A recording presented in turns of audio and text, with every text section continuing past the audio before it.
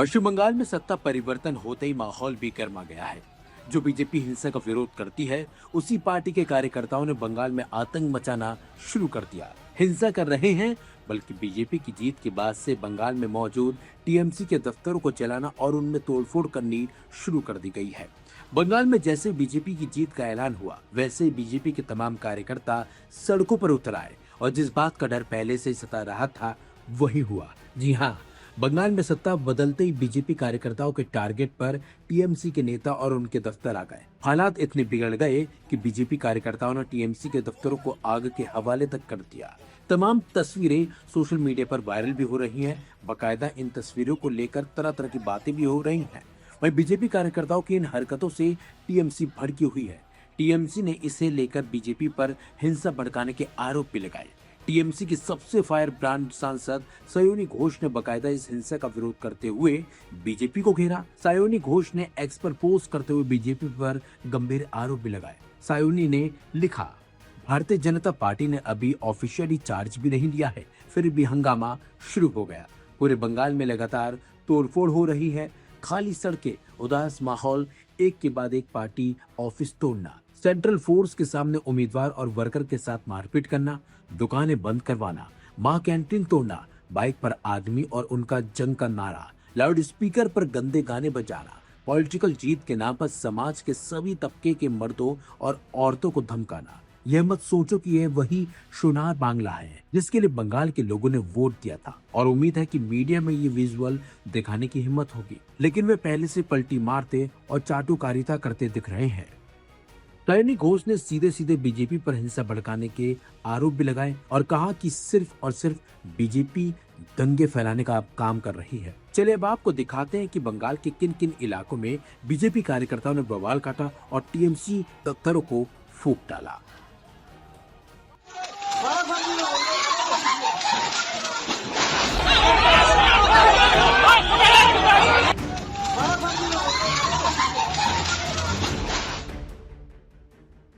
पश्चिम बंगाल में चुनावी रिजल्ट आए अभी 24 घंटे भी पूरे नहीं हुए हैं और राज्य एक बार फिर हिंसा, पथराव और तोड़फोड़ की आग में झुलसता हुआ नजर आ रहा है। हैरानी की बात यह है कि इस बार निशाने पर तृणमूल कांग्रेस के दफ्तर और उससे जुड़ी इमारतें हैं। ऑल इंडिया तृणमूल कांग्रेस लगातार सोशल मीडिया पर वीडियो और तस्वीरें शेयर कर रही है और आरोप लगा रही है कि उपद्रवी लाठी डंडों और पत्थरों से हमला कर रहे हैं। ये वही बंगाल है जहां बीजेपी ने इतिहास रचते हुए 200 से ज्यादा सीटों पर जीत हासिल की है और लंबे समय से सत्ता में रही ममता बनर्जी की पार्टी अब विपक्ष की ओर है। लेकिन सवाल यह है कि क्या सत्ता बदलने से हालात भी बदलेंगे या फिर हिंसा ही बंगाल की पहचान बन चुकी है। वोटिंग के दिन से लेकर काउंटिंग तक छिटपुट हिंसा, आगजनी और झड़पों की खबरें आती रही थी, लेकिन जैसे ही नतीजों में बीजेपी की बढ़त साफ होने लगी, कई इलाकों में माहौल बिगड़ता चला गया। अलग अलग जिलों से एक जैसी तस्वीरें सामने आई, तोड़फोड़, आगजनी और राजनीतिक टकराव, यहां तक कि टीएमसी कार्यकर्ताओं को निशाना बनाए जाने के आरोप भी सामने आए। पहले ये तस्वीर देखिए, ये जलपाईगुड़ी की है, जिसे लेकर टीएमसी ने अपने ट्विटर हैंडल पर जानकारी साझा की है। टीएमसी ने लिखा, सत्ता में आते ही बीजेपी का असली चेहरा सामने आ गया। जलपाईगुड़ी के वार्ड नंबर 14 में बीजेपी समर्थित उपद्रवियों ने हमारे तृणमूल कांग्रेस पार्टी कार्यालय में तोड़फोड़ की।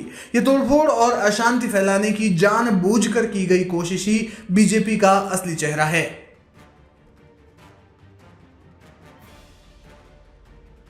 अब स्क्रीन पर जो तस्वीर आप देख रहे हैं वो सिलीगुड़ी की है। एआईटीएमसी के हैंडल पर इसे शेयर करते हुए लिखा गया है कि बीजेपी ने सिलीगुड़ी में टीएमसी के दफ्तर में आग लगाकर सारी हदें पार कर दी हैं। वे विनाश की प्यास में डूबे हुए हैं। अब गोदी मीडिया चुप क्यों है? इस तरह की विनाशकारी हरकतें उनके असली तानाशाही रवैये को बेनकाब करती है। अब यह तस्वीर आसनसोल की है, जहां टीएमसी दफ्तर में तोड़फोड़ की खबरें सामने आई। अगली तस्वीर पर नजर डालिए। आरोप है कि उपद्रवियों ने मस्जिद पारा रोड का नाम बदलकर नेताजी सुभाष चंद्र बोस रोड कर दिया और हैरानी की बात यह है कि मौके पर मौजूद आरएएफ के जवान भीड़ के सामने बेबस नजर आए। इस्लामपुर से आई इस तस्वीर ने भी विवाद बढ़ा दिया, जहां बुलडोजर पर बीजेपी का झंडा लहराते हुए कुछ लोग नारे लगा रहे हैं, अयोध्या तो झांकी है, काशी मथुरा अभी बाकी है।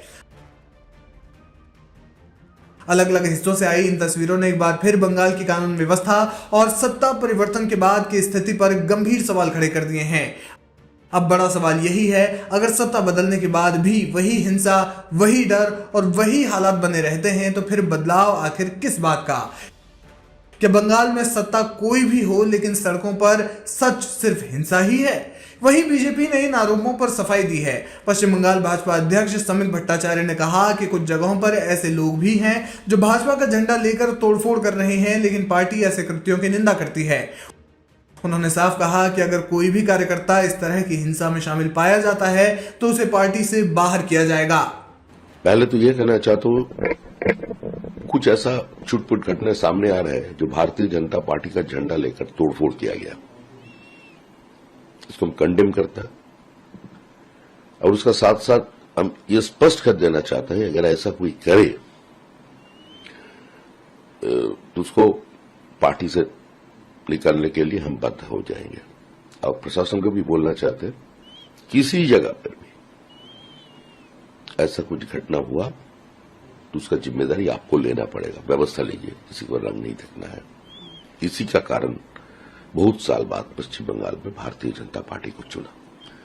देखिए, काल आप अगर देखे होंगे सारा देश में जश्न मनाया गया बंगाल का।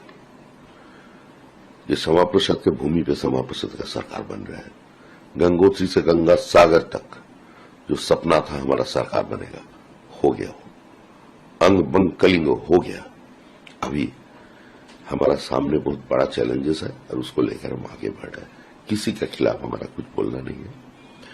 हम सिर्फ हमारा कार्यकर्ता जिसका जिम्मेदारी डायरेक्टली मेरा ऊपर है, हम उसको यही बोलना चाहते हैं, शांति से रहो, खुश रहो, अपनी जिम्मेदारी जो पार्टी ने दिया है वही निभाओ, जश्न मनाओ जीत का, लेकिन वो किसी को भावनाओं को आहत करे ऐसा काम मत करो। एक जो सवाल है, बहुत भारी संख्या में लोग आए, लोग कह रहे थे देश के हर कोने से आए, देश के ही नहीं, सुनने में आया कि विदेश के कोने से भी लोग आए, अपना मत देकर गए। कहाँ से? आप लोगों को भी तो पता चला होगा कि बहुत लोग आए, किस तरीके से एक ये जो बहुत लोग आकर काम किया। पहले तो मैं नमन करता हूं ये सारे जो माइग्रेंट लेबर्स है उसको, इतना कठिनाई के बावजूद उन्होंने अपने जेब से पैसा खर्च करके, सब जगह बीजेपी का व्यवस्था नहीं था, वो आया वोट डालने के लिए। जो रोजमर्रा का जीवन जीता है, मजदूरी करना जिसका काम है, वो भी अपने दायित्व निभाने के लिए यहां आया।